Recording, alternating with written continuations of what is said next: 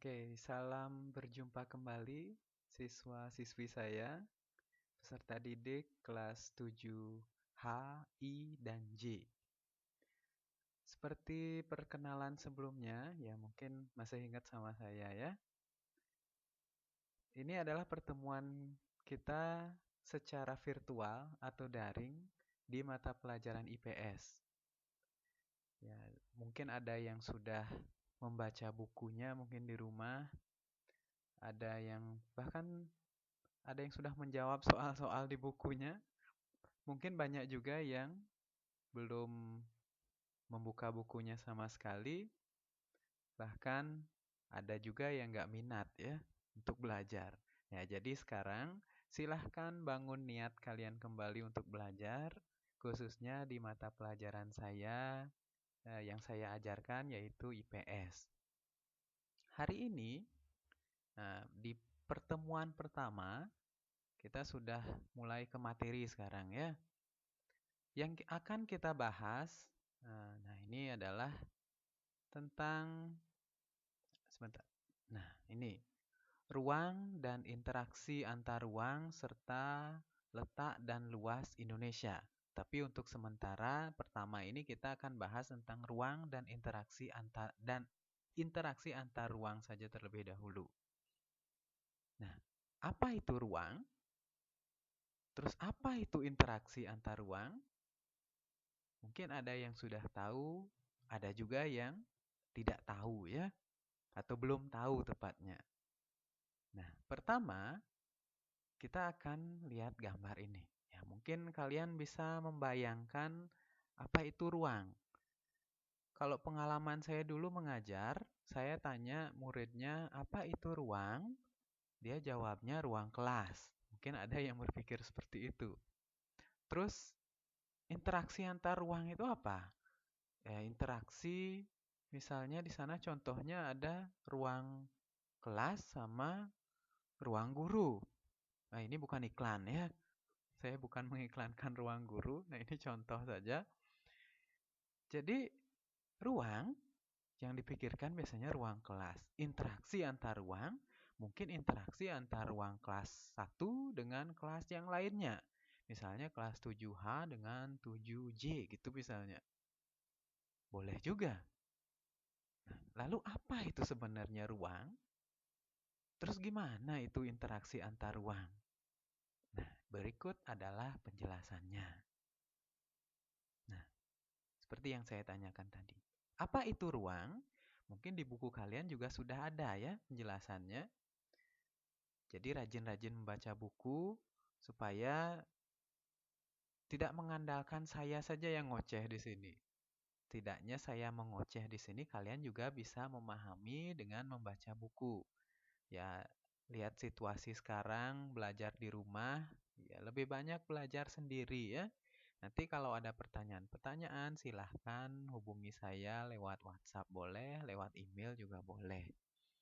Nah, seperti yang kalian lihat di video ini, apa itu ruang?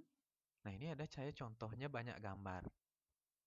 Ini foto saya ya, tapi tidak bermaksud alay, karena saya males download-download gambar banyak. Nah, ruang adalah seluruh tempat di bumi.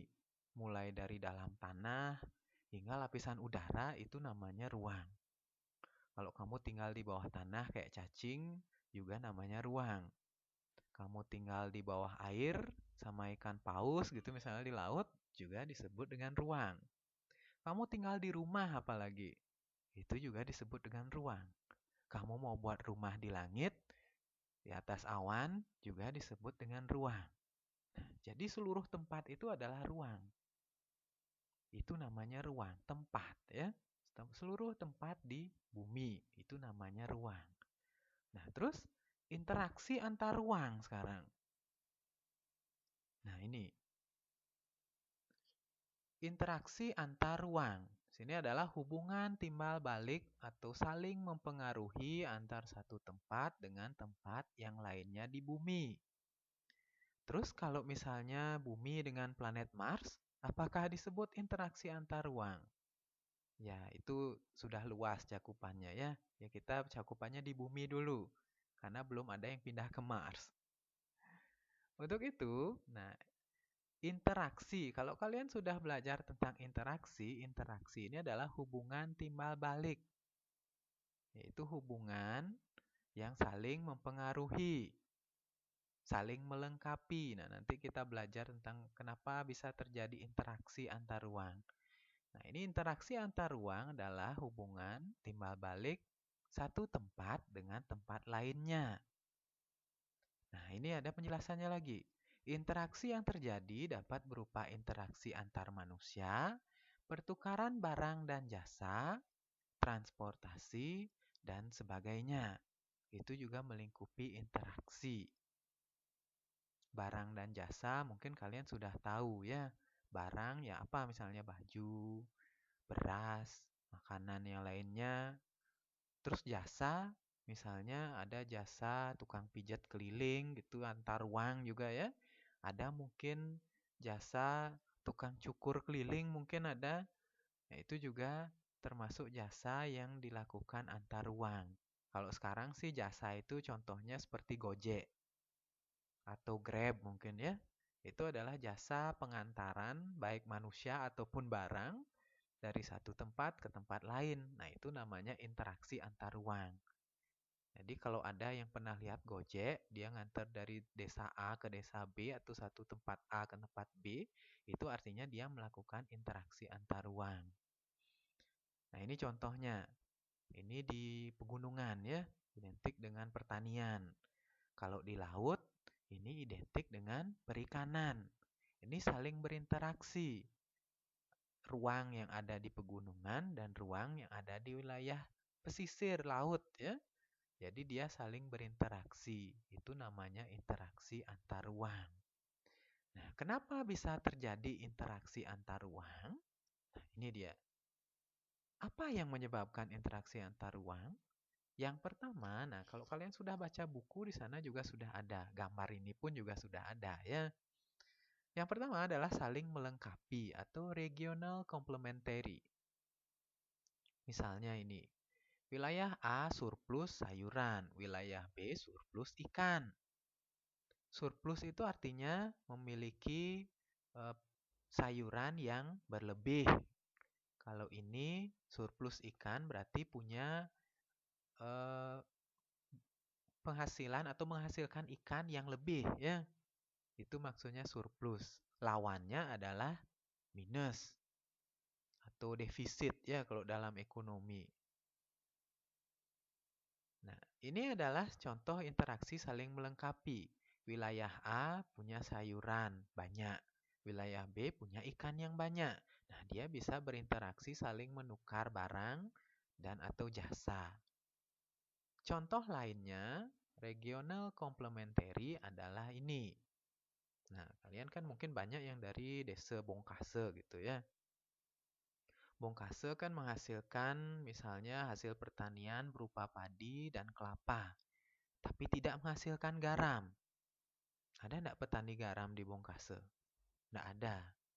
Beli garamnya di mana? Nah, gitu sekarang. Di pasar, ya. Pasarnya nyari di mana gitu sekarang. Misalnya, ada desa Kusambe. Ya, mungkin ada yang pernah ke Kusambe di Klungkung. Itu menghasilkan garam, tapi tidak banyak menghasilkan padi atau beras, hasil pertanian lainnya seperti di Bongkase. Nah, karena warga Bongkase perlu garam dan warga Kusambe juga perlu padi atau beras, mereka akan saling berinteraksi daerahnya. Oh, di ngalih bas ke Bongkase gitu. Oh, ngalih uyah ke Kusambe. Nah, itu akan terjadi interaksi antar wilayah. Yaitu contohnya di sini Desa Bongkase dan Desa Kusambe. Itu ya. Berikutnya, ada yang namanya penyebab yang kedua adalah kesempatan antara atau intervening opportunity. Ini contohnya wilayah A, B, dan C. Ini sudah ada keterangannya ya, di buku juga sudah ada. Boleh sambil lihat buku. Di sini yang garisnya tidak putus-putus, itu artinya interaksinya kuat. Kalau yang putus-putus, interaksinya lemah. Nah, ini ceritanya seperti ini. Ini contoh lain ya, misalnya seperti ini. Nah, daerah Kute ini kan menghasilkan ikan, banyak seafood ya, atau hidangan laut, sedangkan sedikit ada sayuran karena daerahnya di pesisir pantai. Kemudian di daerah Kintamani banyak menghasilkan sayuran, sedangkan sedikit punya ikan dia di sana. Paling cuma punya ikan air tawar seperti mujair. Nah, pertama daerah Kute ini berinteraksilah dia dengan Kintamani. Ini pertama hubungannya erat ya, seperti yang pertama. Tapi ternyata di Bedugul, nah ini jaraknya lebih dekat dari Kute. Kute ke Kintamani lebih jauh daripada Kute ke Bedugul. Sehingga daerah Kute lebih banyak mencari sayuran ke daerah Bedugul sekarang. Karena lebih dekat dan lebih murah biaya kirimnya. Sehingga hubungan wilayah Kute atau daerah Kute dengan daerah Kintamani akan semakin renggang seperti ini ya, semakin lemah hubungannya. Ini contoh berikutnya. Ya, ini maksudnya. Jadi hubungan dan daerah Kute dengan daerah Bedugul akan semakin erat. Sedangkan dulu dia daerah Kute dengan Kintamani erat, memudar sekarang atau melemah akibat ada daerah yang menyuplai makanan atau sayuran lebih murah. Itu contoh yang kedua penyebab dari adanya interaksi antar ruang. Terus berikutnya, nah ini yang ketiga. Apa yang menyebabkan interaksi antar ruang? Yang ketiga adalah kemudahan transfer. Transfer ability. Ya, di bukunya sudah ada semua ya. Silahkan dibaca, saya hanya menyampaikan ringkasannya saja. Nah, ini sangat dipengaruhi oleh biaya. Alias kalau kalian sekarang suka belanja online, namanya ongkir ya, atau ongkos kirim. Nah, ini misalnya ini. Ada yang suka mungkin membeli pakaian di toko online. Pasti memilih tokonya yang lokasinya lebih dekat dengan rumah kita kan? Sehingga ongkirnya atau biaya kirimnya akan lebih murah. Nah, dari adanya biaya yang lebih murah tersebut, muncullah nanti interaksi antar ruang. Misalnya sekarang contoh lain. Tinggal di Bongkase, belanjanya di pasar Bongkase gitu misalnya. Dulu kalau mau nyari ikan, misalnya di pasar Bongkase nggak ada ikan. Dulu nyarinya ke Mambal. Ternyata di Blakio lebih murah. Nah sekarang makanya kemudahan transfer yang terjadi adalah antara pasar Bongkase dan Blakio. Sehingga biaya kirimnya akan menjadi lebih murah. Selain biaya kirim, nah ini yang menyebabkan kemudahan transfer adalah sarana dan prasarana transportasi. Kalau kalian belum paham, sarana itu contoh sarana transportasi itu adalah contohnya ya seperti sepeda motor, sepeda, mobil pengirim barang, pickup itu, terus truk misalnya yang mengirim lebih besar, itu namanya sarana transportasi. Prasarananya apa? Prasarananya contohnya jalan, rambu lalu lintas, ya itu namanya prasarana transportasi. Jadi itu juga menyebabkan adanya interaksi antar ruang. Nah, semoga kalian paham ya apa yang sudah saya sampaikan. Nah, ini kesimpulannya ya.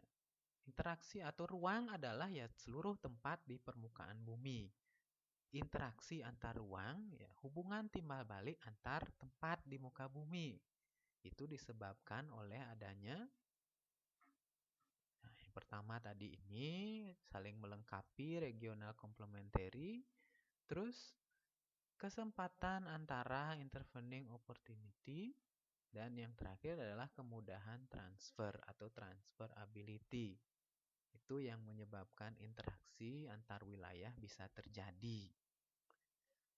Nah, Untuk pertemuan selanjutnya, kita akan belajar tentang letak Indonesia ya. Ini ruangnya kita belajar lebih luas lagi, tidak hanya di Bali ya. Kita belajar tentang Indonesia nanti. Kita akan belajar membaca atau menginterpretasi peta namanya. Jadi sekian pembelajaran hari ini. Kalau ada yang perlu ditanyakan, silahkan tanyakan lewat Google Classroom-nya atau tanyakan lewat WhatsApp. Sekian dan terima kasih. Sampai jumpa di pertemuan selanjutnya.